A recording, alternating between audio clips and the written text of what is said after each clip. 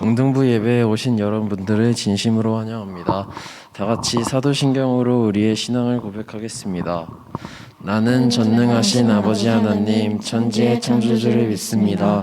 나는 그의 유일하신 아들, 우리 주 예수 그리스도를 믿습니다. 그는 성령으로 잉태되어 동정녀 마리아에게서 나시고 본디오 빌라도에게 고난을 받아 십자가에 못 박혀 죽으시고 장사된 지 사흘 만에 죽은 자 가운데서 다시 살아나셨으며 하늘에 오르시어 전능하신 아버지 하나님 우편에 앉아 계시다가 거기로부터 살아있는 자와 죽은 자를 심판하러 오십니다. 나는 성령을 믿으며 거룩한 공교회와 성도의 교제와 죄를 용서받는 것과 몸의 부활과 영생을 믿습니다. 아멘.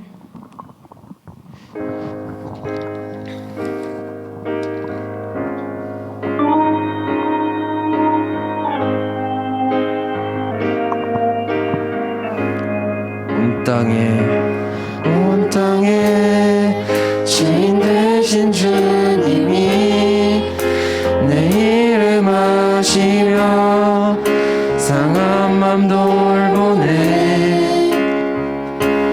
어둠을 밝히시는 새벽별 방황하는 내마 주의 길 비추시네. 나로 인함이 아닌 주가 행하신 일로 나의 행함이 아닌 오직 주로 인하여 나는 오늘 피었다 지는 이름 없는 꽃과 같네. 바다에 있는 파도 안개와 같지만 주는 나를 붙드시고 부르짖음 들으시며 날 귀환하시네.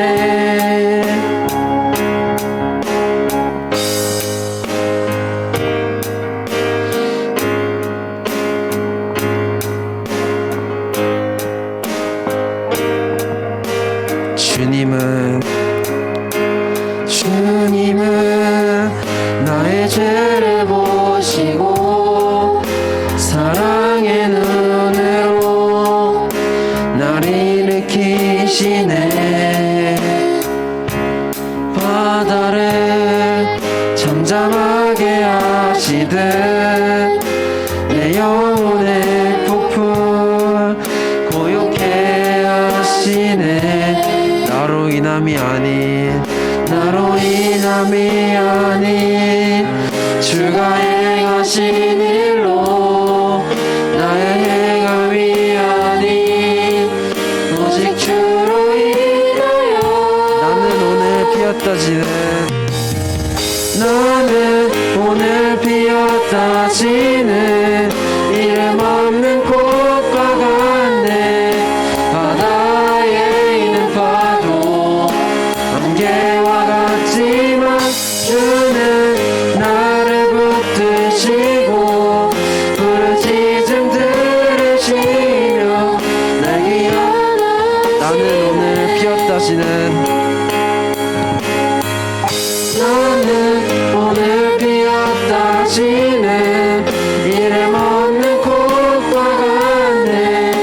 바다에 있는 파도 안개와 같지만 주는 나를 붙드시고 부르짖음 들으시며 날 귀환하시네.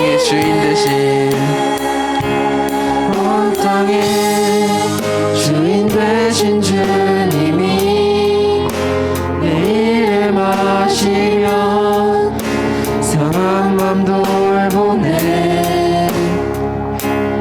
어둠을 밝히시는 새벽별 방황하는 내 맘 주의 길 비추시네.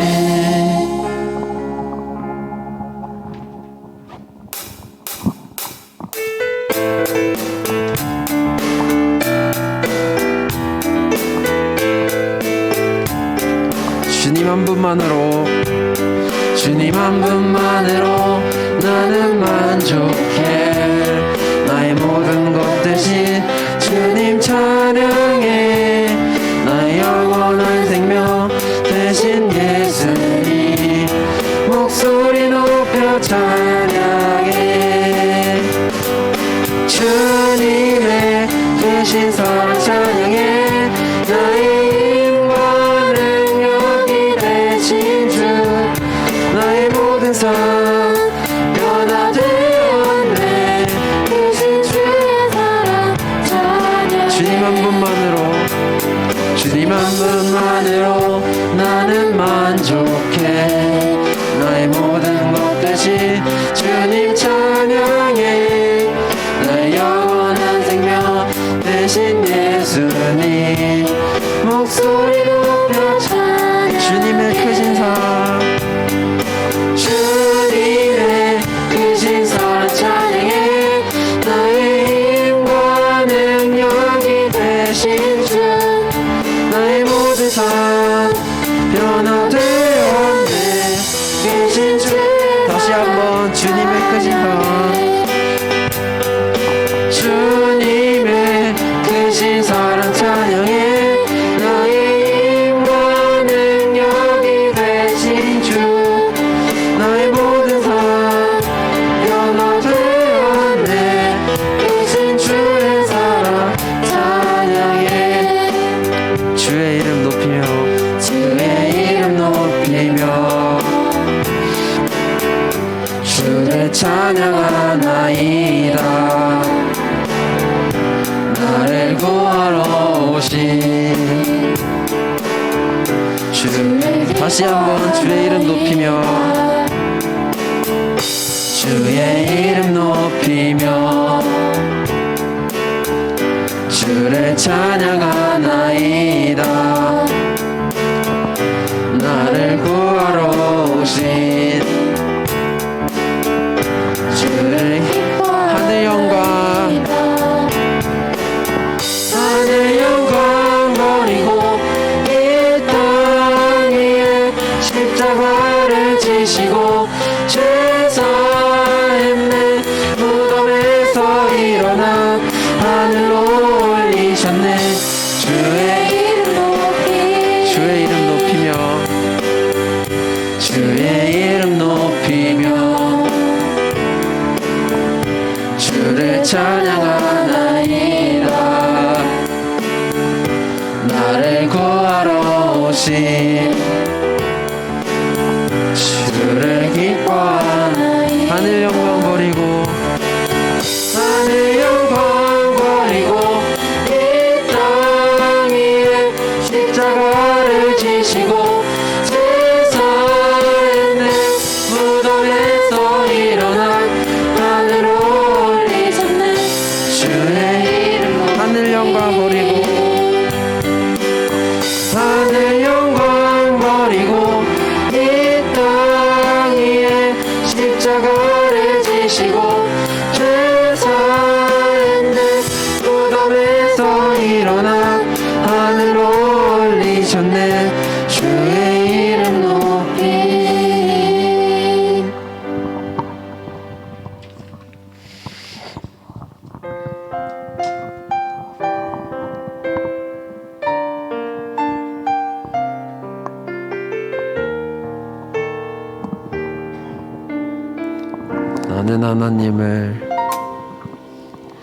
나는 하나님을 예배하는 예배자입니다. 내가 서 있는 곳 어디서나 하나님을 예배합니다. 내 영혼 거룩한 은혜를 향하여 내 마음 완전한 하나님 향하여 이곳에서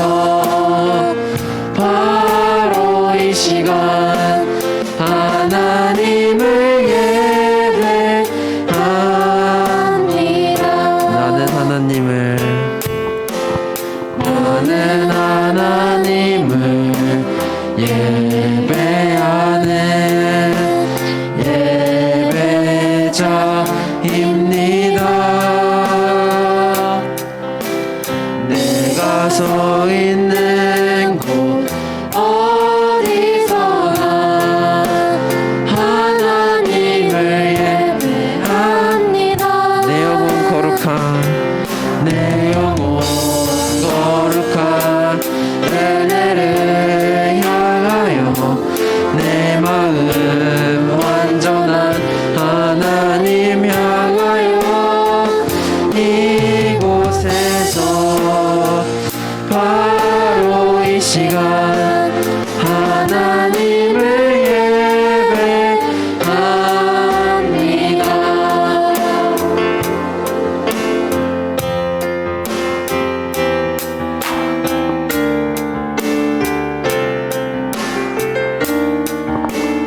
나는 하나님을 예배하네. 나는 하나님을 예배하는 예배자입니다.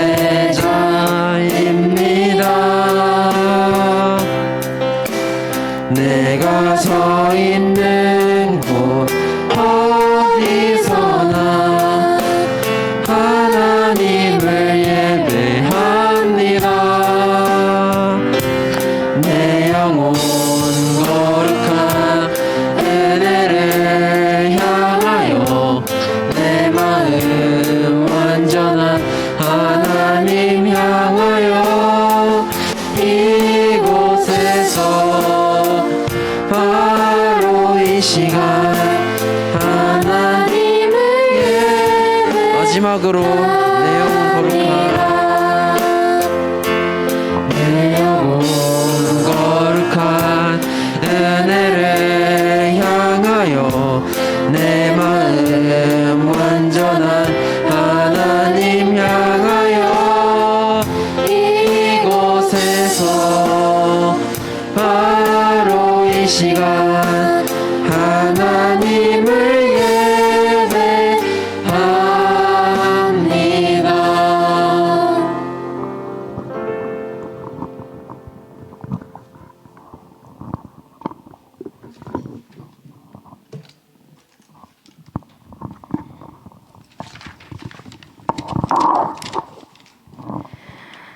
하나님, 지난 한 주간도 지켜주셔서 예배 자리에 나오게 해주심에 감사드립니다.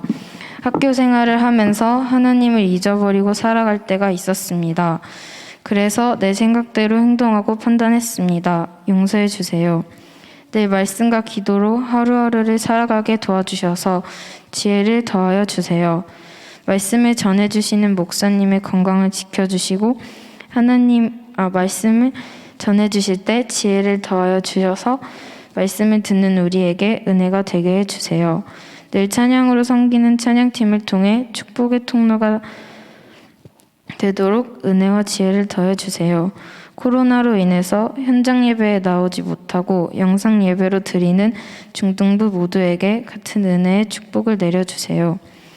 매 주일마다 교회에서 섬겨주시는 중등부 선생님들을 건강으로 지켜주셔서 힘들지 않도록 도와주세요. 감사드리며 예수님의 이름으로 기도드립니다. 아멘.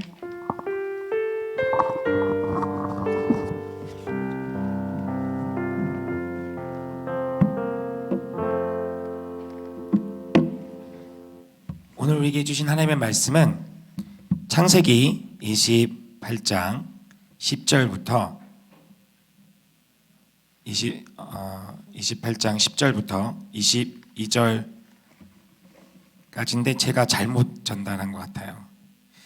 제가 27장을 드렸죠. 네, 죄송합니다.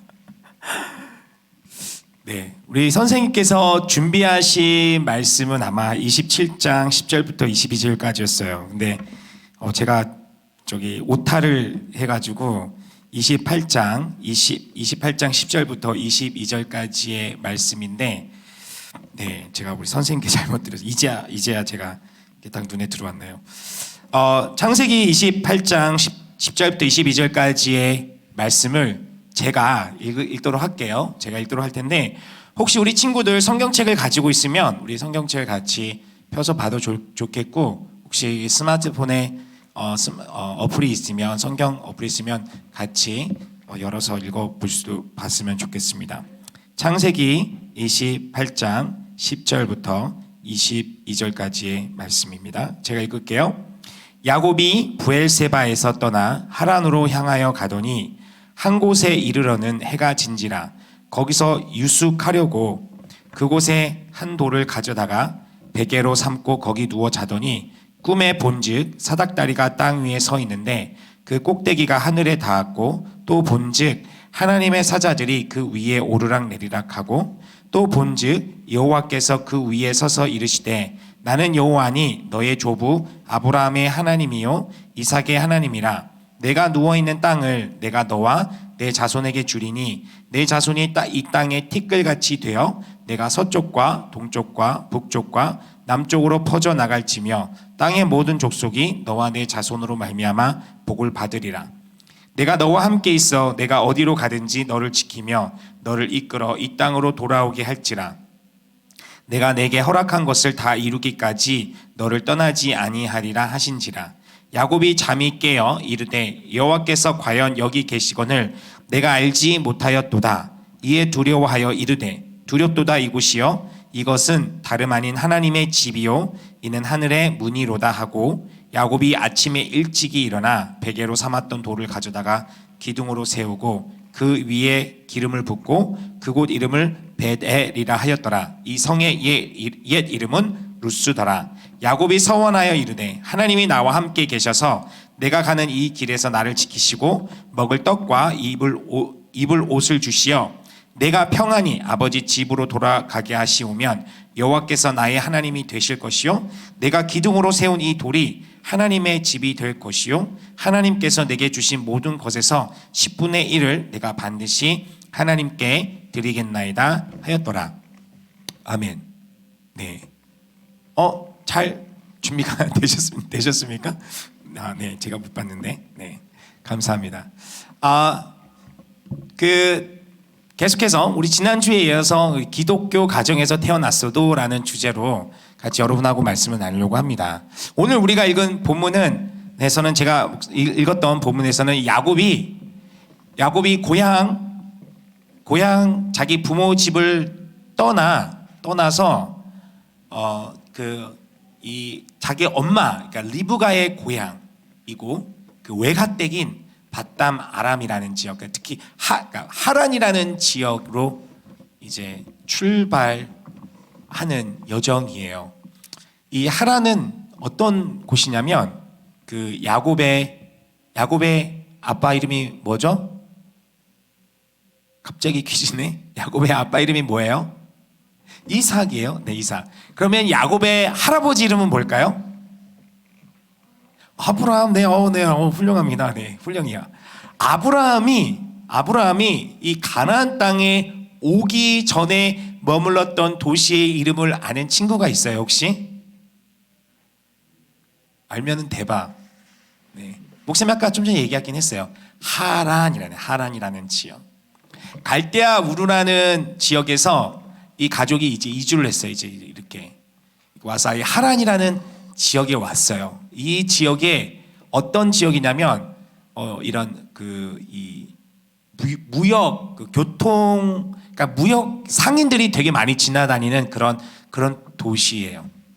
여러분 재미있는 건 뭔지 알아요? 이 도시가 아직도 있어요. 아직도 큰 도시예요. 터키 이 동남쪽 지역에 하란이라는 도시 여전히 그 이름으로 존재해요. 와, 목사님 놀랐어요. 이 도시가 아직도 있구나. 그 아브라함이 이 하란이라는 지역에서 살고 있었어요. 살고 있다가 여기서 이제 그 자수성가하고 큰 부를 이루고 가문을 이뤘어요. 그런데 목사님 계속 얘기했지만 아브라함에게 없었던 게 뭐라고요? 네, 아들이 없어요. 자녀가 없었어요. 아들이 없다는 것을 무엇을 상징한다고요, 여러분? 기억하세요. 뭘 상징한다고요? 고대에는 미래가 없네요. 미래가 없어요. 내가 지금 아무리 잘 먹고 잘 살아봐야 나에게 한 달 후에 사망이 이제 선언됐다라면 나에겐 미래가 없는 거야. 이미 나에겐 종말이 온 거라고 했어요. 근데 왜 그게 중요하냐면 오늘날은 뭐 그렇게 아주 중요하게 여기진 않죠. 여전히 뭐 자녀가 있길 바라지만 뭐 선택적으로 자녀를 낳지 않고 살아가는 커플들도 많아요. 그만큼 다르죠. 고대에는 사람들이 거듭 말하지만 이 가문이 영속하면 자신도 이 가문과 더불어 계속해서 살아간다는 생각, 믿음이 있었단 말이에요. 그러니 자녀가 없다는 건 믿음이 없다는 거고, 곧 자신은 이제 영원한 영원한 죽음 가운데에, 소멸 가운데에 소멸이 예정돼 있다라는 생각밖에 없죠. 그래서 하란이라는 지역에서 잘 먹고 잘 살고 있었지만 아들이 없었기 때문에, 미래가 없었기 때문에 근심과 걱정과 절망 가운데 거하고 있던 이 아브라함에게 하나님이 찾아오셔서 뭐 여러 가지 말씀하셨지만 핵심은 그거야. 내가 내게 아들을 줄게. 다른 말로 뭐냐면 내가 내게 미래를 줄게. 내가 내게 소망을 줄게. 이렇게 약속하셨어요. 그래서 아브라함이 어디를 떠났다고요? 도시 이름 올라레도 있는 터키 동남부 지방 어디라고요? 하란. 네, 하란이라는 도시를 떠났어요. 그런데 아브라함의 형제들은 거기 남아 있었어요. 거기 남아 있었단 말이에요. 그렇죠? 그래서 아브라함은 떠나서 가나안 땅에 왔어요. 하나님께서 이 아브라함에게 가나안 땅을, 오늘날의 팔레스타인 지역 이스라엘 이 땅을 너와 네 자손에게 줄 거야라고 했어요.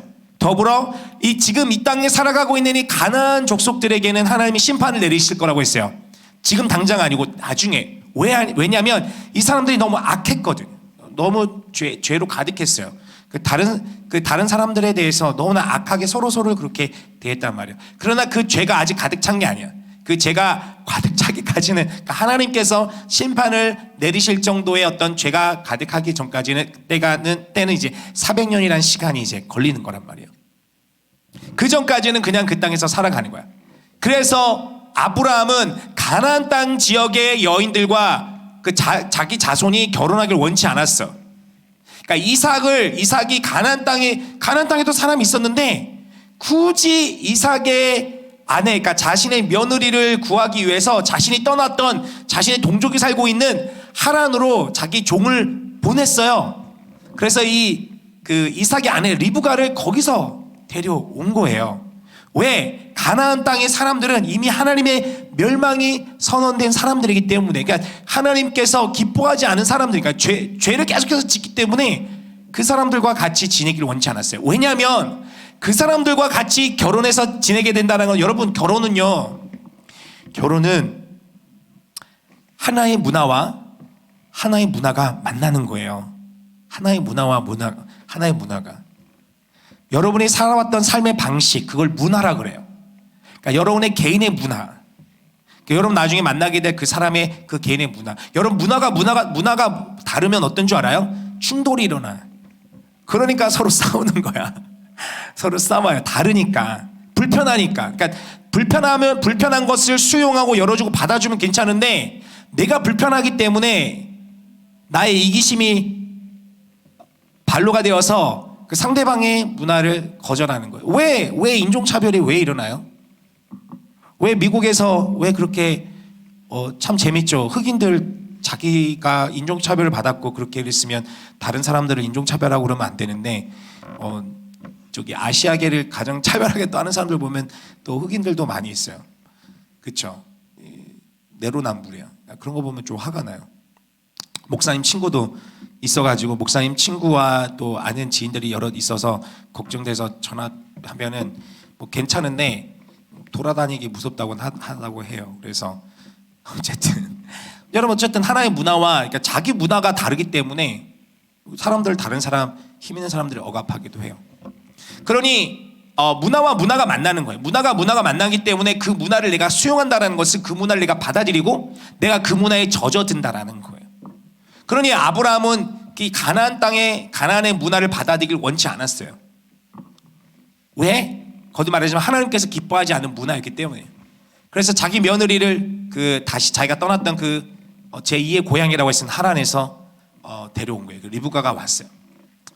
우리 지난주에 설명했던 것처럼 이제 리브가도 임신해서 자녀를 낳는데 이제 쌍둥이를 낳았죠. 그게 누구예요?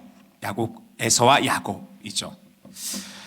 이삭은 놀라운 사람이라고 했어요. 그 놀라운 삶의 경험을 했어요. 하나님이 정말 살아계심을 경험하였고 그 아빠가 얼마나 자기를 사랑으로 대했는지를 경험한 사람이었어요. 그럼에도 불구하고 성경에서 그에 대해서 표현하기를 그래서 그 가정에 대해서 그 이삭과 리브가에 대해서 표현하기를 이삭은 누구를 더 좋아했다고요? 에서를 더 사랑했고 리브가는 야곱을 더 사랑했다고 합니다.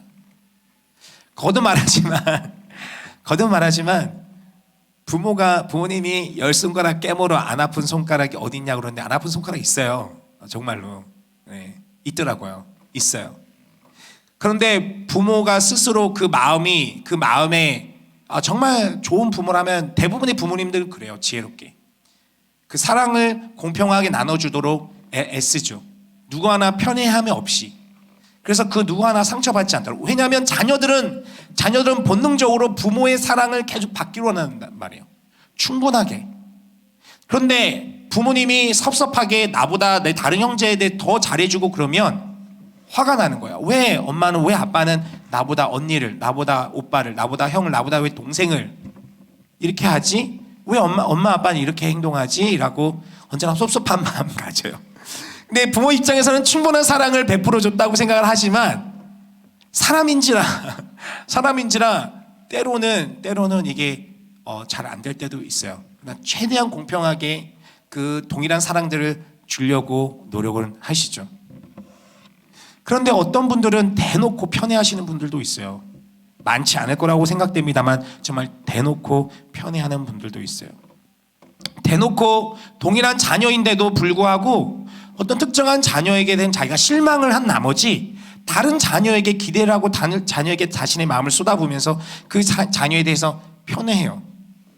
그 상처들이 얼마나 그 다른 그 충분한 사랑을 받지 못한 자녀에게 그 상처로 남겠어요. 이게 하나님을 믿는 가정에서도 일어나요. 고대에서만 일어났던 일이 아니라 현대에서도 여전히 일어나고 지금도 일어나는 일들이에요. 목사님이 지금은 좀 그런 일이 많이 없어서 그렇지만 예전에 그 목사님 어떤 단체에서 청년들 여러분들의 입장에서 보면 언니 오빠들을 이제 형 누나들 이렇게 상담하고 이렇게 보면은 그런 얘기를 종종 들어요. 가끔 들어요. 부모님으로부터 그 형제의 그 편애하는 사랑을 들었을 때 그 상처가 됐다는 거. 어릴 때부터 쭉 자라는 그게 힘든 거야. 그로 인해서 자존감이 낮아져 있어요. 정말 괜찮은 친구인데 어린 시절에 부모로부터 충분히 자신이 받아야 될 사랑을 받지 못함으로 인해서 자존감이 엄청 낮아져 있는 거야. 그러니까 자신감이 없어요. 자신감 있게 하면 되는데 못해 행동을. 되게 안타까움들을 많이 봐요. 하나님을 믿고 있음에도 불구하고 성경의 가르침은 우리가 사랑을 온전히 실천하고 자녀에 대해서 그렇게 사랑을 하라고 가르침에도 불구하고 하나님이 살아계심에 대한 확신을 가지고 있는 부모임에도 불구하고 그렇지 못하는 경우가 많이 있어요. 목사님이 이 얘기하는 이유는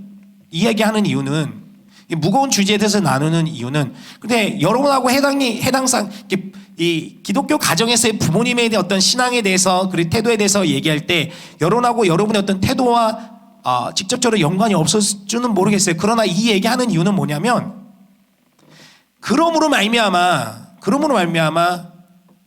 그 하나님을 믿는 그 예수님을 믿는 부모님들의 때로는 그런 실수들, 그런 연약한 모습들을 말미암아 신앙을 떠나는 자녀들이 많이 있다라는 거예요.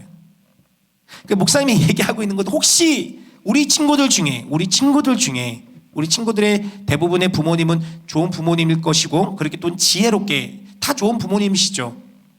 그러니까 자신의 연약한 부분도 인지하면서 최대한 편애하지 않고 여러분의 마음, 여러분의 감정들을 내서서 세밀하게 또한 세심하게 민감하게 반응하며 적절하게 지혜롭게 대응하실 분이라고 저는 믿어요. 그러나 혹시 여러분들 중에 혹시 그런 친구들이 있다라면 미리 이런 시야를 좀 가질 수 있으면 좋겠다라는 생각이. 부모님이라고 해서 완벽하지 않다라는 거예요. 여러분이 이미 알고 있듯이 부모님은 여러분에게 야 너 핸드폰 그만해라 하면서 부모님은 돌아서 부모님도 모르지 핸드폰 하고 계시는 모습을 보면서도 왜 엄마 아빠는 저러면서 나한테 이러지? 왜 엄마 아빠는 안 하면서 나한테 이렇게 하시? 라고 여러분 이미 다 파악하고 알고 있지만 그럼에도 목사님이 다시 한번 얘기하고 있는 이유는 뭐냐면 여러분의 부모님의 신앙이 너무나 좋고 훌륭해 보이고 이렇게 얘기한다 할지라도 혹은 여러분의 그러한 실망스러운 모습이 보인다 할지라도 사람인지라 그게 여러분의 신앙, 여러분의 부모님이 거짓된 신앙과 잘못된 모습이 아니라 우리 모두가 이 성경에 나와 있는 이삭조차도 아브라함조차도 성경에 나오는 수많은 인물들조차도 그랬다라는 걸 여러분 알길 바라는 거예요. 그것이 여러분이 하나님이 계시지 않아 하나님이 계시냐 뭐 어떻게 이럴 수 있어 라고 할 수 있는 근거로 안 삼았으면 좋겠다라는 거예요. 안타까운 마음이 있기. 그럼에도 불구하고 우리의 부족함, 성경이 이러한 부족한 이야기들을 이런 어떤 면에서 보면 되게 나쁘고러운 이야기예요. 어떻게 하나님을 믿는다고 하는 사람이 자녀에 대해서 이렇게 편애를 할까? 성경은 단 한 줄로 이삭은 에서를 사랑했고 리브가는 야곱을 사랑했다라고 단 한 줄로 표현하고 있지만은 그 순간순간에 나온 이 편애를 통해서 이들이 받았을 상처들은 성경이 다 기록하고 있지 못하지만 상상을 해보면 부끄러운 일이에요. 그럼에도 불구하고 성경은 그 기록들을 빼놓지 않아요. 왜냐하면 그게 진실이니까. 그게 진실이니까. 그래서 거듭 말하지만 목사님이 이 주제를 얘기하는 이유는 부모님들에 대해서는 내가 그럴 수 있다라는 것, 나의 사소한 한마디가 사실 여러분 자녀를 양육하는 것은 진짜 어려운 문제예요. 부모 입장에서는 계속해서 내 자신을 깎아내리는 작업. 여러분도 부모 되면 알게 될 거예요. 내 자신을 깎아내리는 작업. 내 자신. 여러분 부모님은 내가 하고 싶은 거 있어도 자녀 양육하기 위해서는 내 자신 내가 하고 싶은 것도 그만해야 돼. 못하고 포기해야 되고. 근데 그게 쉽지가 않아. 여러분을 키워가는 과정이 여러분의 부모님에게서는 성숙의 과정인데 때로는 그게 쉽지 않아서 스트레스로 여러분이 아무리 어떤 어려움을 갖고 와도 부모님은 여러분 언제나 자애롭고 자비롭고 부드럽게 말을 대응해야 되지만 그렇지 못할 때가 있어요. 욱해서 나갈 때도 있어요. 그런데 그런 것들이 하나하나 쌓여서 우리 자녀들의 마음에 상처가 되고 트라우마가 된다는 것. 그게 에서와 야곱의 모습들에서 우리가 발견할 수 있어요. 이삭이 우리가 읽은 본문 바로 전에 이제 자신이 나이가 들어서 이제 자신이 갖고 있는 이 장자, 이게 이 가문의 대를 잇는 그 권한, 그 복을 이제 주기 위해서 축복 기도를 하려고 하고 있어요. 그러니까 장자가 이 가문의 대를 잇는 그 권한을 주기 위한 그 가문의 대를 계승하는 그 의식을 이제 하려고 했어요. 그래서 에서 보고 가서 사냥해서 내가 좋아하는 고기를 사냥해서 음식을 만들어 와라. 그럼 내가 너에게 기쁜 마음으로 흡족한 마음으로 이 대를 가문의 대를 잇는 그 권한을 너에게 줄 것이야. 너에게 축복하겠다라고 얘기를 합니다. 여러분 혹시 어릴 때 들어서 기억할지 모르겠지만 읽었는지 모르겠어요. 우리 선생님 통해서 미리 읽으라고 했는데 그런데 그 이야기를 리브가가 듣고 엄마가 듣고 야곱에게 찾아가. 야곱아 너희 아버지가 이렇게 하신단다. 나는 네가 그 복을 받았으면 좋겠어. 그리고 그것이 하나님의 뜻이야. 그러니까 뭐 이야기는 길지만 간단하게 정리하면 너희 아버지를 속이자라고 해요. 속이자. 이게 얼마나 어떻게 안타까워요. 아내가 남편을 속이려. 그것을 누구에게 가르쳐요? 아들에게 가르쳐요. 안타까운 모습. 깨어져 버린 가정. 야곱은 어머니 제가 어떻게 아버지를 속일 수 있어요? 들통나면 어떡해요? 하니 엄마가 뭐라고 말합니까? 그 사랑으로 네가 받아야 될 저주는 내가 다 받을게. 눈물이 나는 눈물겨운 사랑이에요. 안타깝죠. 그래서 그 양털을 그 위에 이제 더 씌우고 또 목소리로 아버지 이렇게 야곱은 간은 좀 더 이제 여린 청년인데 형처럼 이렇게 허스키한 목소리로 이렇게 하면서 아버지를 속이죠. 얼마나 슬픕니까? 그러니까 여러분 이게 우리가 봤을 때는 아주 사소한 것 같고 아주 작은 것 같이 모르지만 우리가 평상시에 일상에서 내가 갖고 있는 태도가 올바르지 않다라면 그것들이 하나하나 쌓여서 그 공동체를 깨져버린다는 것, 가장 소중한 공동체인 가정을 깨뜨려 버린다는 사실을 여러분 기억했으면 좋겠어요. 그래서 여러분이 나중에 성인이 돼서는 여러분의 좋은 부모님을 통해서 배우고 있는 그런 좋은 성품들을 잘 적용해서 정말 좋은 부모가 되었으면 좋겠어요.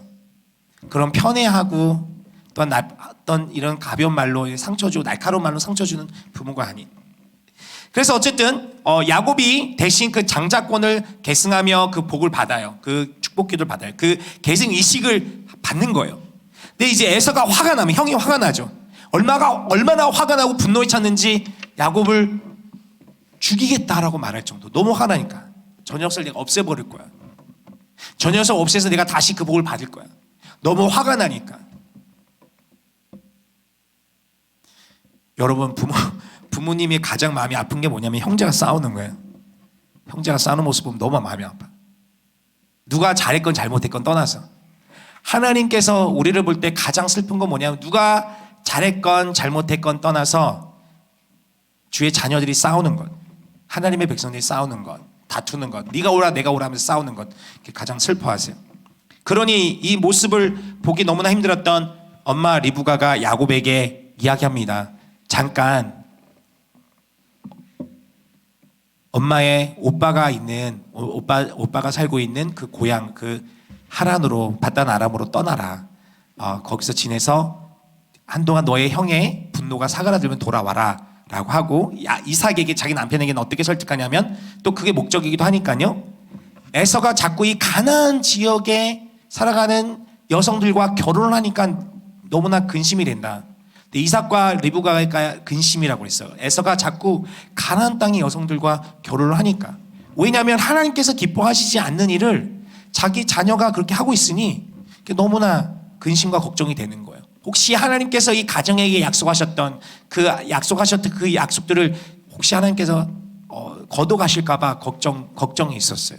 그래서 이삭에게 얘기하기를, 에서는 이 가나안 지역의 여인들과 결혼을 하는데 야곱 역시 그럴까봐 걱정된다. 그러니 이 하란으로 보내 신부감을 얻게 하자 해서 하란으로 이제 떠나 보내죠. 아까 말했던 어디요? 리브가 엄마의 고향인 하란, 그리고 자신의 할아버지의 고향인 하란으로 보내요. 혼자서, 여러분 거듭 말하지만 고대에는 혼자서 어떤 긴 여행을 수백 킬로를 간다라는 것은 생명을 거는 일이에요. 그래 이 야곱의 마음이 얼마나 두려웠겠어요. 한 번도 집을 떠나지 않았었는데 자신의 그 놀이터, 자신이 어릴 때부터 태어나서 자랐던 그 지역을, 자신이 아주 익숙한, 자신의 모든 기억이 있는 그곳을 떠나 한 번도 가보지 못한, 한 번도 만나지 못한 삼촌, 자신의 그 외갓댁 그를 만나러 가야 되니까 얼마나 두려움과 걱정과 근심이 있겠어요. 그래서 들판에서 자고 있을 때 꿈을 꾸는 장면, 꿈 중에 하나님이 나타난 장면이 오늘 우리가 아까 읽었던 장면이에요. 그 꿈이 하나님께서 야곱에게 딱 나타나서 말씀하세요. 그 야곱에게 나타나서 하신 말씀이 무슨 말이냐면 그의 할아버지 아브라함에게 하셨던 말씀, 그의 아버지 이삭에게 주었던 말씀, 내가 너에게 복을 주어서 큰 민족을 이룰 것이다. 내가 너의 할아버지가 했던 약속, 너에게 아빠 했던 약속, 그 약속을 내가 지킬 거야. 내가 너로 큰 민족을 이루어서, 중요한 건 이거예요. 중요한 건 이거. 너의 민족을 통해, 내 자손을 통해, 너의 가족을 통해 온 세상이 복을 받게끔 할 것이다. 그러니까 여러분, 하나님이 야곱을 선택한 것이 야곱을 더 사랑하고 야곱이 특별하기 때문에, 야곱이 더 줬던 좋은 게 있기 때문에 야곱을 선택한 게 아니에요. 그 하나님의 선택은 우리가 알 수 없어요. 그러나 하나님이 야곱을 선택했다고 해서 에서를 버려서 에서는 저주를 내리고 에서에게는 아무것도 그 삶이 불행하고 가난하고 병든 이런 삶이 아니에요. 나중에 여러분 후반부에 보면 알겠지만, 지난주에도 얘기했지만 에서의 삶 역시 풍요롭고 풍요롭한 부족을 이뤄요. 그런데 하나님의 선택에서의 핵심은 이거예요. 내가 너로 말미암아 온 민족에게 복을 줄 것이다. 너로 말미암아 온 민족이 복되게 할 것이다. 하나님의 계획은, 하나님의 선택은 언제나 그 당사자의 그 관계를 통해 온 세상이 복을 받게끔 하는 것이었어요. 이게 중요한 거예요. 그러니까 야곱이 어떤 특별한 존재가 아니라. 그런데 여러분, 야곱의 기도는 들어보세요. 근데 우리는 다 그래. 야곱의 기도가 이렇게 얘기해요. 하나님이 내가 너를 지켜줄 것이고 내가 너를 돌아오게 할 것이야 라고 해서 이제 환상 중에 꿈 중에 이렇게 나타나 말씀하세요. 16절에 보면 야곱이 잠에 깨어 이르되 여호와께서 과연 여기 계시거늘 내가 알지 못하였도다. 이에 두려워 17절에 이래 두려워하여 이르되 두렵도다 이곳이요 이것은 다름 아닌 하나님의 집이요 나 이는 하늘의 문이로다 하고 기둥을 세우고 기름을 붓고 베델이라고 하는 이런 의식을 치러요. 그리고 나서 서원해요. 서원이 뭐냐면 약속하는 거예요. 하나님께 약속해요. 그러니까 너무나 미래에 대한 두려움과 걱정, 이제 이 여정을 내가 안전하게 갈 수 있을 것인가라는 걱정과 두려움 속에 잠이 들었었는데 그때 하나님이 꿈에 나타나셔서 환상 중에 그에게 확신을 주고 그를 위로하고 그에게 평안함을 주면서 얘기하셨죠. 내가 너와 함께 할 것이야. 내가 너를 안전하게 너가 떠나는 그곳에서 돌아오게 할 것이고 큰 민족을 이룰 것이고 큰 부를 이루게 할 것이고 안전하게 너를 지켜줄 것이야 라고 하나님 말씀하시니 그 마음이 뜨거워지는 거야. 정말 와 하나님 나와 함께 계셨고 하나님 이곳에 계셨군요. 하나님 나와 함께 계셨군요 라는 그런 영적 경험을 하는 거예요. 개인적인 영적 체험을 하는 거예요. 한 번도 하나님을 개인적으로 만나보는 그런 경험을 한 적이 없었는데 아버지를 통해서만 돈 할아버지를 통한 그 이야기만 들었지 한 번도 하나님에 대한 경험을 한 적이 없었는데 하나님을 만나는 경험을 했어요. 그러고 나서 마음이 뜨거워지니까 서원 약속을 하는데 어떤 약속을 하냐면 세 가지 약속을 해요. 세 가지 약속. 첫 번째 21절 말씀. 내가 평안히 아버지 집으로 돌아가게 하시오면 여호와께서 나의 하나님이 될 것이요. 네. 하나님이 내 하나님이 될 것이래요. 그러니까 제가 읽는 건 개역 개정입니다. 하나님이 그러니까 아직은 야곱은 하나님을 나의 하나님으로 믿고 있는 게 아니에요.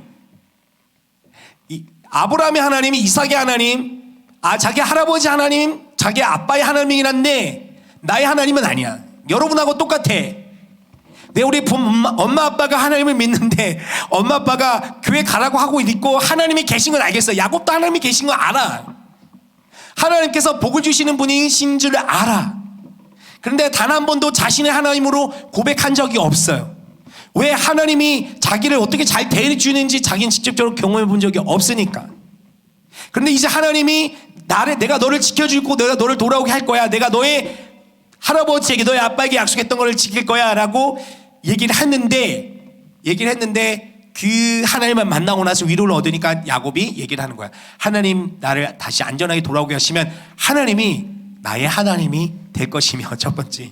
두 번째 뭐냐면 이곳이 하나님의 집이 될 것이다. 그러니까 이곳을 거룩하게 하겠다라는 것이에요. 그리고 마지막으로는 내 모든 것에 내가 갖게 된 소유의 10분의 1을 하나님께 드리겠습니다 라는 거예요. 그러니까 소유물을 계속해서 드린다는 것은 내 모든 것이 하나님께로 왔다는 것을 인정하는 고백이니까요. 그런데 여러분 여기서 우리가 주의해야 할 것 중에 하나가 뭐냐면 이 야곱의 서원에 나오는 이야기 중에 가장 많이 나오는 단어가 뭔지 아세요 여러분? 나요. 나. 내게 이렇게 해주면 내가 이렇게 하겠고 내가 이렇게 하겠고 이거예요. 이걸 하나님의 뜻은 뭐냐면 야곱을 잘 되게 해서 하나님의 뜻은 그냥 야곱을 잘 되게 하는 게 하나님의 뜻이 아니에요. 그러니까 야곱이 잘 되는데 그에게 복 주시는 분이 누구이신지 그가 안다라면 그 과정을 통해서 온 세상에게 복을 주시게끔 하시는 그 하나님의 뜻을 알았다라면 좀 달라지지 않았을까라는 생각이 들어요. 여러분 다 똑같아요. 여러분 이 모습을 보면 이게 수천 년 전에 일어난 사건인데 오늘날에도 이런 건데 여전히 반복이 돼요. 여러분 하나님은 우리 하나님이시지만 하나님은 온 세상의 아픔을 보시는 분이에요. 그러니까 하나님께서는 하나님의 백성들이 이 세상에 일어나는 아픔과 이 세상에 일어나는 불의함과 이 세상의 고통을 보기를 원하세요. 그런데 우리는 수많은 사람들은 이 세상 사람, 하나님을 아는 사람이든 하나님을 모르는 사람이든 우린 모두 다 어디에 집중되어 있냐면 나에게만 집중되어 있어요. 기독교 가정에서 태어났음에도 불구하고 하나님의 그런 마음을 알고 안다라고 하나님에 대해서 신앙을 갖고 있다라고 여겨지는 가정에서 태어났음에도 불구하고 우리는 가정에서 신앙을 배울 때 뭐에 대해서 배우냐면 하나님을 잘 배우면 복을 받는다라고만 배우고 있지 하나님의 마음이 대체 어디 있는지에 대해서는 우리는 배우지 못해요. 그러다 보니 부모님들은 자녀들을 대할 때 조급함으로 대해요. 어떻게? 내 아이가 이거를 지금 당장 하나 못하면 내 아이가 잘못될까봐. 이 아이가 지금 공부를 좀 잘 안 하고 있으면은 이거 이 아이가 그러면 학교 성적 떨어져서 좋은 대학 못 가고 얘가 성공하지 못할까봐 조급함으로. 이 아이가 단 한 번 그냥 교회 안 가는 것들에 대해서 조급함. 이 아이가 이렇게 되면 신앙도 떨어져 멀어져 사는가에 멀어져서 아주 이렇게 가게 될까봐. 그러니까 그 아이가 그렇게 될까봐 조급함으로 자녀를 푸시하게 돼. 그런 것도 상처가 돼요. 그런 것도 기다려주기. 기독교 가정에서 태어났음에도 불구하고 목사님이 지난 주 중에 한 분을 만났어요. 한 분을 만났는데 목사님 개인적으로는 되게 감동적이에요. 근데 그 당사자 이 한 엄마를 만났어요. 한 엄마를 만났는데 그 집안에 자녀는 딸이 둘이에요. 둘 다 장성했어요. 결혼 안 했지만 첫째 딸은 20대 후반이고 둘째 딸은 20대 중반이에요. 둘째 딸은 제가 안 물어봤어요. 정확히 뭘 하는지. 근데 어쨌든 뭐 어떤 뭐 통번역적인 이런 게 있는 것 같기도 하고 첫째 딸은 어느 대학병원의 의사예요. 그러니까 의사니까 이 잘 돼서 그게 아니에요, 여러분. 전혀 그런 게 아니에요. 이 딸이 우리 그 중학교는 어느 중학교 다녔는지 모르겠지만 신성여고 다녔는데 공부 진짜 잘했나 봐요. 신성여고에서도 뭐 탑 이렇게 달릴 정도로 이렇게 달렸나 봐요. 근데 이 친구가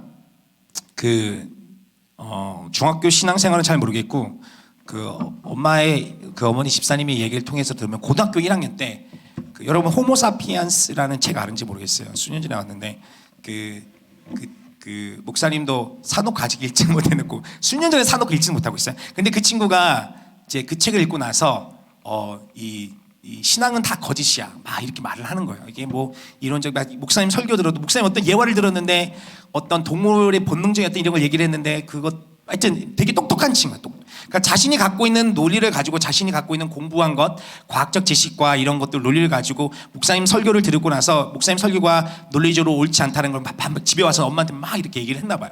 저는 그 얘기 들으면서 와, 그 친구 너무 멋있다. 목사님 저는 그런 친구 너무 좋아요. 네, 너무 좋아요. 그냥 멍 때리고 아무 생각 없이 듣는 게 아니라 정말 그 목사님의 설교가 제대로 된 설교인지 논리적으로 맞는지 그게 그 사람이 들고 있는 예화가 적절한 예화인지 여러분 분별할 줄 알아야 돼. 그렇지 않으면은 그러니까 이단에 빠지고 그러는 거거든요. 그러니까 그런 친구들 오히려 나아.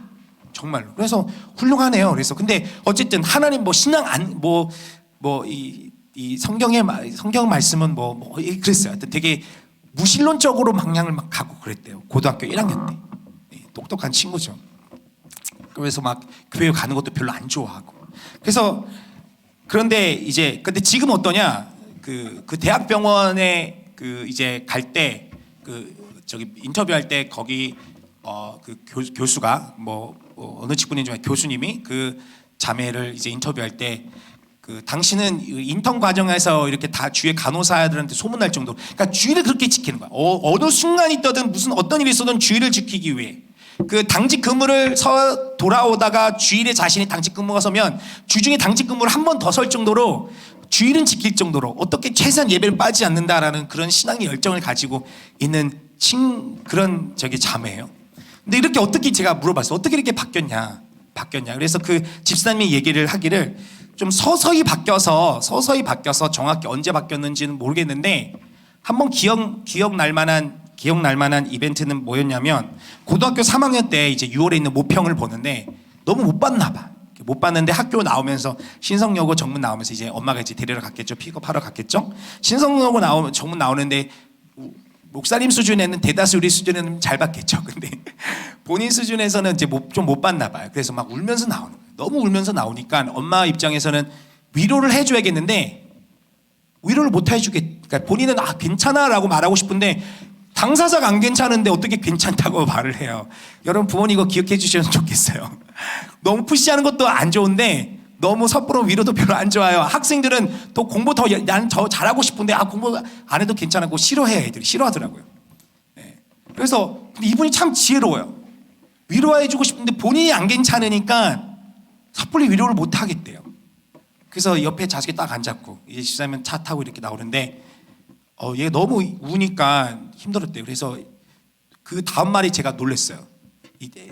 자녀한테 야, 너가 그렇게 슬프고 힘들면 우리 교회 가서 잠깐 기도할까? 이렇게 했대요. 그래서 성황교회 왔어. 주차장에 왔어. 근데 얘가 너무 우는 거야. 너무 울어.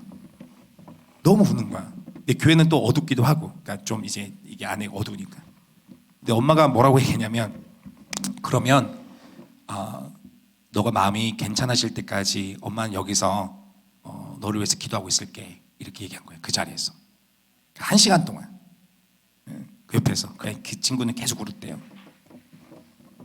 그러고 나서 1시간 동안 이제 좀 지내니까 좀 진정이 되고 난 다음에 그 친구가 뭐라고 했냐면 엄마가 이제 그럼 우리 들어가서 같이 기도하려 했더니 아니 엄마 그냥 난 이 자리에서 기도할게요 라고 해서 그 시간에 그 자리에서 진짜 기도하더래요. 그 자리에서. 그 친구가. 기도하고 좀 위로가 됐는지 돌아가서 또 이제 생활했는데 감사한 건 그 다음 10월에 있었던 모평에서는 잘 봤대요. 잘 봤대요. 그 사이에 또 다른 어떤 일이 있었겠죠. 엄마가 다 알 수 없는 어떤 일이 있었을 거예요. 분명히. 그런데 엄마 입장에서는 그 시간 그 과정 속에서 이 아이가 좀 더 신앙을 회복하면서 하나님께서 함께 하신다라는 하나님은 또 위로를 받고 하나님이 나와 함께 하신다라는 어떤 경험했던 그런 시간이었던 것 같다라고 고백을 하시는 거예요. 근데 제가 목사님 봤던 거는 뭘 봤냐면 엄마의 태도를 봤어요. 와, 이 집사님은 그렇게 말해요. 저는 신앙도 별로 없고 저는 뭐 큐티도 잘 안 하고 말씀 묵상도 잘 안 하고 기도도 잘 안 하는데요. 근데 그런 거 하면 좋죠. 근데 안 해도 괜찮아요. 실천을 잘 하시니까. 자녀를 배려하고 그 가운데 그 자녀가 그 어려운 환경 속에서 하나님께 좀 다가갈 수 있도록 부드러운 방법으로 그 자녀를 이끌어가는 모습 너무 좋았던 것 같아요. 근데 이 친구는 기본적으로 마음이 너무 이쁜 친구예요. 여기 여러분 알지 모르지만 여기 주공 아파트가 있는데 거기 보면은 복지센터가 있어요. 초등학교 때부터 고등학교 졸업할 때까지 거기서 계속 봉사를 했대요. 그리고 우리나라에서 최고로 여겨지는 그 학교 이제 의예과를 갔죠. 거기 가서 지내는데 진짜 멋진 친구예요. 와, 본인 스스로 이제 알바를 해가지고 돈을 벌어가지고 자기가 봉사활동했던 그 복지센터에 있는 아이들을 비행기표 다 돼가지고 데려온 거야. 이 친구가 진짜 생각이 깊어요. 우리나라는 가난이 너무나 대물림 되는데 우리나라에서의 가난의 대물림을 끊는 유일한 방법은 공부밖에 없으니 그 학교를 보여주면서 아이들한테 그런 도전을 주고 싶었다고 하는 거예요. 목사님 그 집사님 이야기와 그 자매 이야기를 들으면서 그러니까 지금도 지금도 그 자매는 자신이 의사 활동을 이렇게 하지만 그 꿈을 갖고 있는 거예요. 어떻게 하면 그런 친구들을 어떻게 도울 수 있을까? 그런 어려운 사람 어떻게 도울 수 있을까? 여러분 이거예요, 여러분. 하나님을 믿는다라는 것은 내 자신의 구원과 내 자신이 복되고 내 자신이 잘 되는 것만이 아니라 하나님의 뜻이 정말 어디 있는가를 깨닫고 그것들을 쫓아가며 살아가는 삶의 진정한 가치가 있어요. 하나님이 야곱을 부르시면서 말씀하셨던 것, 내가 너와 함께 해주고 너와 함께 할 것이고 내가 너를 지켜주고 너를 복을 줄 것인데 너를 말미암아 온 세상이 복을 받게끔 할 것이다. 근데 야곱은 여전히 내가 나를 지켜주시고 나가 돌아오게 하시면 나를 약속시키시면 내가 이렇게 할 것이고 여기 나에 대한 생각이 많이 가지고 있어요. 여러분 우리의 생각이 언제나 나에게만 집중돼 있으면 여러분 내 삶 속에서 어려움이 닥쳐서 내가 원하는 대로 삶이 풀려지지 않을 때 우리는 하나님을 떠나요. 사람들이 다 그래요. 내 중심적인 그 생각. 그리고 여러분 기독교 가정에서 태어났음에도 불구하고 아까 말했지만 부모님이 신앙이 좋으셔도 우리는 그런 상처를 받을 수 있어요. 부모님이 좀 적절하게 또한 지혜롭게 연약하기 때문에 거듭 말하지만 우리는 그런 적절한 대함을 우리가 받지 못해 사랑을 받지 못해서 우리의 마음이 하나님에 대한 오해가 쌓일 수도 있어요. 목사님 거듭 말하지만 이건 가능성들을 얘기하는 혹시 우리 그런 친구들 있을까? 그 와중에서도 하나님은 우리를 포기하고 버리지 않냐 우리에게 찾아오세요. 여러분 살다가 보면 그 하나님을 만나는 야곱이 했던 것처럼 혹은 수많은 사람이 했던 것처럼 하나님의 은혜를 경험하는 하나님께서 나와 함께 하시구나 하나님이 정말 함께 하시기 때문에 내게 이런 일이 일어났구나 라는 순간에 그런 경험이 일어날 수도 있어요.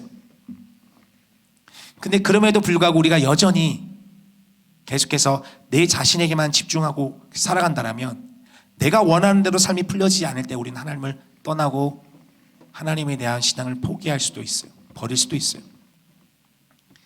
그러니 거듭 얘기하는 건 여러분이 지금 어떠한 상황에 있건 여러분의 부모님이 어떠한 모습을 보여주고 있건 여러분의 주변 사람들의 어떤 신앙을 가지고 있는 사람들의 어떤 기사에 어떤 교회가 정말 어떤 본이 되어지지 못하는 모습들을 보며 실망감을 가질 수도 있고 안타까운 마음을 가질 수도 있어요. 거듭 말하지만 우리는 연약하기 때문에 그래요. 네, 여러분, 여러분의 개인의 선택은 하나님을 계속해서 선택할 수 있길 바라요. 하나님은 내 개인뿐만 아니라 우리 모두가, 이 사회가, 온 인류가 온전함으로, 정말 충만함으로 복을 받길 원하신다라는 것, 하나님 안에서 그걸 누리게 되길 바란다는 것을 여러분 기억했으면 좋겠어요. 그러니까 여러분의 환경 속에서 여러분을 실망하게 하고 여러분을 좌절하게 하게 만드는 요인들이 여러분의 생각을 빼앗기는 것이 아니라 여러분 스스로 여러분 마음을 지킬 수 있었으면 좋겠어요. 그러니까 여러분의 고난의 순간에, 여러분이 아픔의 순간에, 여러분이 실망되고 낭망되는 순간에 아까 그 엄니처럼, 그 누나처럼 잠잠히 하나님 앞에 기도할 수 있었으면 좋겠어요. 그럼 여러분에게 찾아와 여러분의 마음을 어루만지시는 하나님의 따뜻한 손길을 경험할 수 있을 거라고 생각됩니다. 혹시 여러분 부모님 대부분 안 그럴지 모르지만 혹시 여러분의 부모님의 어떤 모습을 통해서 실망되고 낭망이 되고 눈물이 나올 때 그 순간 하나님 앞에 기도해 봤으면 좋겠어요. 여러분 뉴스를 통해서 들려오는 모든 소식들로 인해서 교회에 대해서, 기독교에 대해서 실망되는 마음 가질 때 여러분 그 순간 하나님 앞에 기도해 봤으면 좋겠어요. 하나님의 음성을 여러분 들어봤으면 좋겠습니다. 기도하겠습니다. 하나님, 우리가 계속해서 기독교 가정에서 혹은 크리스찬 그런 문화에서 자라고 계속해서 그런 이야기를 듣고 자라지만 때로 우리가 경험하는 현실 혹은 내가 직접 부딪히며 느끼는 현실은 하나님의 사랑을 느끼기보다 차별과 또한 부정과 부패와 어둠을 보게 됩니다. 그러나 주님, 그것이 하나님이 그러한 분이시라는 것을 나타내는 것이 아님을 알게 해주십시오. 하나님, 우리의 연약함, 하나님 우리의 부족함으로 인해 하나님에 대해서 오해가 쌓이지 않도록 주님 도와주시되, 하나님 간절히 기도하는 것은 우리 주의 자녀들이, 우리 중등부 학생들이 그런 아픔과 그러한 모순되는 것들을 경험할 때마다, 슬픔을 경험할 때마다, 한계를 경험할 때마다 주님 앞에 나와 기도할 수 있도록 주님 도와주십시오. 그때 세미하게 들려주신 하나님의 음성을 들으며 우리 친구들이 위로와 새 힘을 얻고 하나님을 직접적으로 만나게 되는 야곱이 그 베델의 하나님을 만났던 것처럼 하나님을 만날 수 있게 되길 바랍니다. 더불어 하나님을 만나며 하나님의 또 위로를 받을 때 그 시선이 우리 내 자신에게만 집중하는 것이 아니라 하나님, 나와 더불어 같이 아파하고 슬퍼하는 이들의 하나님의 시선이 가 있음을, 주님께서 지금 나를 위로하시고 나를 치유하시는 것처럼 하나님께서는 나를 통해 그 아파하는 영혼들을, 슬퍼하는 영혼들, 어려운 가운데 있는 친구들을 도우기를 원하신다는 사실 또한 더불어 깨닫게 하여 주시옵소서. 고맙습니다. 예수님의 이름으로 기도합니다. 아멘. 우리 나의 모습 나의 소유 찬양하겠습니다.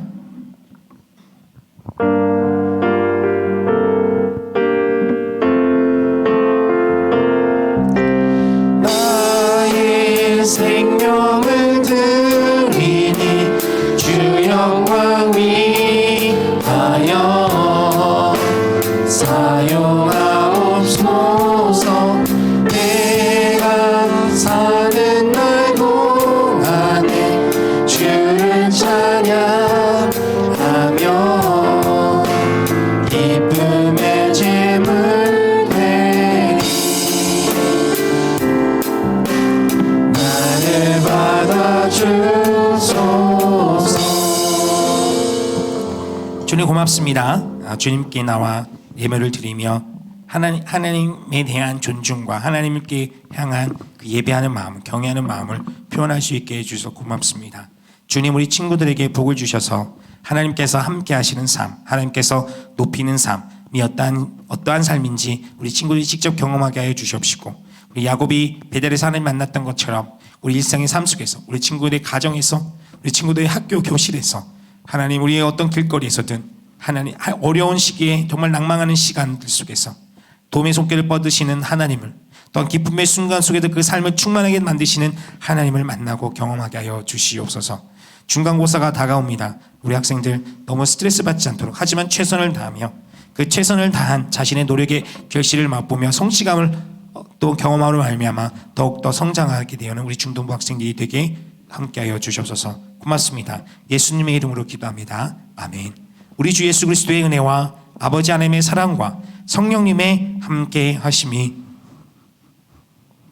내 주변 환경 속에서 환경을 바라보며 낭만하고 좌절하고 실망하는 것이 아니라 그 실망과 아픔과 슬픔 속에서 주님께 나와 하나님 기도하며 주님께서 나를 만나주시고 나를 위로해 줄 것을 기대하며 주님께로 나가기를 소망하는 모든 중등부 예배자 위에 지금부터 영원까지 함께 하시기를 축원하옵나이다. 아멘.